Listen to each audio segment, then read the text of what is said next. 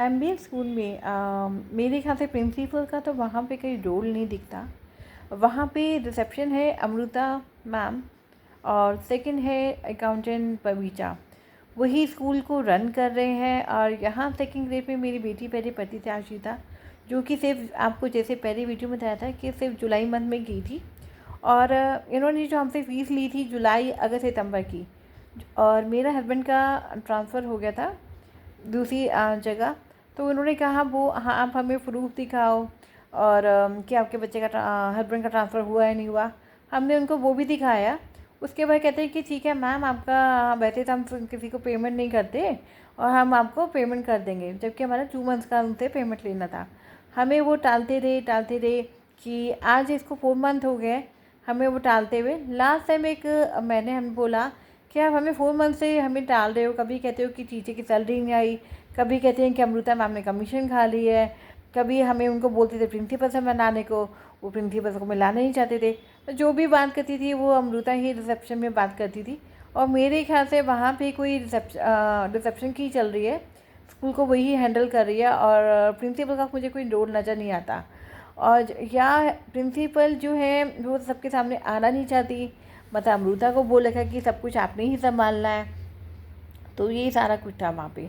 तो अब इन्होंने क्या करा, हमारी पेमेंट वगैरह इन्होंने बोला था हम रिफ़ंड कर देंगे, और जो कि इन्होंने मुझे व्हाट्सएप में भी मेंशन करके दिया है। और 4 मंथ्स हो गया हमें इनको कॉल करते हुए।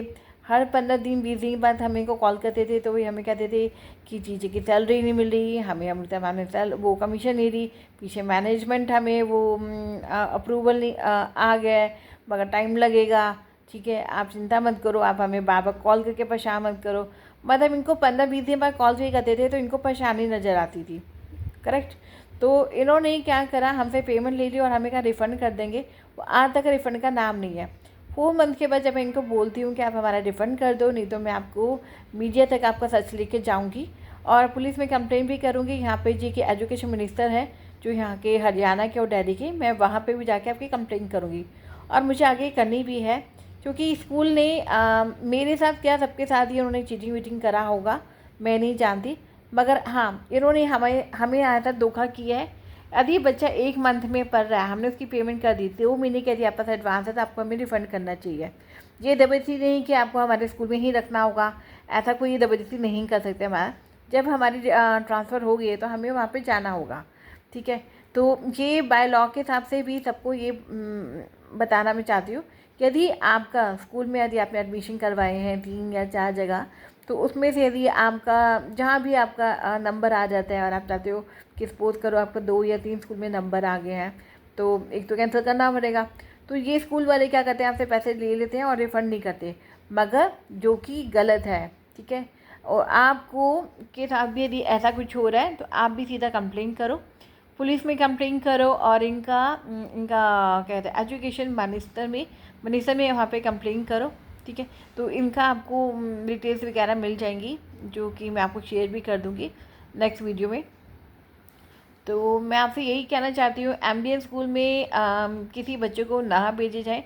यदि वो भेज भी रहे हैं तो आगे उसका वहाँ का कोई फ्यूचर नहीं है, क्योंकि वहाँ पे टीचर्स क्या करती हैं, जो अभी तक मैंने देखा, मैंने जो वॉच किया, तो मेरी गुड़िया का एडमिशन हुआ था जुलाई मंथ में। तो चूँकि फर्स्ट मंथ में 1 मंथ ही उसने क्लास अटेंड करी थी, तो वहाँ पे टीचर्स ने इतना ध्यान नहीं दिया। होमवर्क जो मैंने कहा कि इसका आपका मई से जून तक का होमवर्क है, मुझे आप शेयर कर दो, वो उन्होंने नहीं करा। दूसरा उसके बाद उन्होंने मेरी कुछ बुक्स वगैरह अपने स्कूल में रख ली, क्योंकि हमने पूरी पेमेंट करी थी, जी हमें तो मिल नहीं रही बुक्स का है, तो टीचर्स ने अपने पास रख ली। तो ये लोग क्या करते हैं एम्बियंस में, जो सेकंड ग्रेड में जो मैंने देखा है उसमें 4-5 टीचर्स हैं, उन्होंने अपने बच्चों को एक ही क्लास में कर रखा है, एक ही सेक्शन में कर रखा है। करेक्ट। तो उन्होंने क्या करा कि बाकी बच्चों को फोकस ना करके वो टीचर्स जो हैं अपने बच्चों को ही फोकस कर रही हैं। जैसे कुछ इंग्लिश की टीचर्स हैं, कोई हिंदी टीचर्स हैं, तो वो अपने बच्चों पे ज़्यादा फोकस कर रही है, बाकायदा दूसरे बच्चों की जो को ध्यान देने जगह। तो यहाँ पे ये सब कमी देखने को हमें मिली है। और दूसरी बात, इन्होंने हमारे साथ फ्रॉड करा है, इन्होंने हमें पैसे नहीं दिए, हमें रिफ़ंड नहीं करा। तो इनके साथ तो भी जो हमारे साथ चीटिंग करी है, इनके साथ तो सारी दुनिया को पता चलना चाहिए है, यूट्यूब में, ट्विटर में, ठीक है। हर जगह, इंस्टाग्राम में, फेसबुक में, हर जगह मैं इसको इनकी वीडियो मैं डालूँगी, अपलोड करूँगी और इनका सच सारी दुनिया को सबके सामने लाऊँगी। तो आपसे यही उम्मीद करती हूँ कि स्कूल से ज़रा दूर रहिएगा और दूसरे स्कूल के बारे में आप सोचो, क्योंकि यहाँ पे सिर्फ बच्चों की पढ़ाई नहीं हो रही, सिर्फ ये दिखावा करा जाता है कि हम बच्चों को पढ़ा रहे हैं, मगर ऐसा कुछ नहीं है। यहाँ पे सिर्फ टीचर के जो बच्चे हैं वही एक ही सेक्शन में डाल के उन पे ज़्यादा फोकस किया जा रहा है। तो यहाँ पे जो भी पेमेंट्स है आप इनको इकट्ठी मत दो, क्योंकि ये रिफ़ंड नहीं करते। बाकी कॉपियाँ, बुक्स वगैरह अपने पास रख लेते हैं टीचर्स और कहते हैं कि आपने हमें सबमिट ही नहीं करी। और जो बच्चे स्कूल छोड़ के जाते हैं तो उनकी किताबें अपने पास रख लेते हैं और कहते हैं जी हमें तो मिली ही नहीं है। तो ये सारा फ्रॉड इनके साथ चल रहा है और ये सब टीचर्स अपने पास रखती हैं और जैसा कि मैंने अभी तक देखा है। Thank you so much.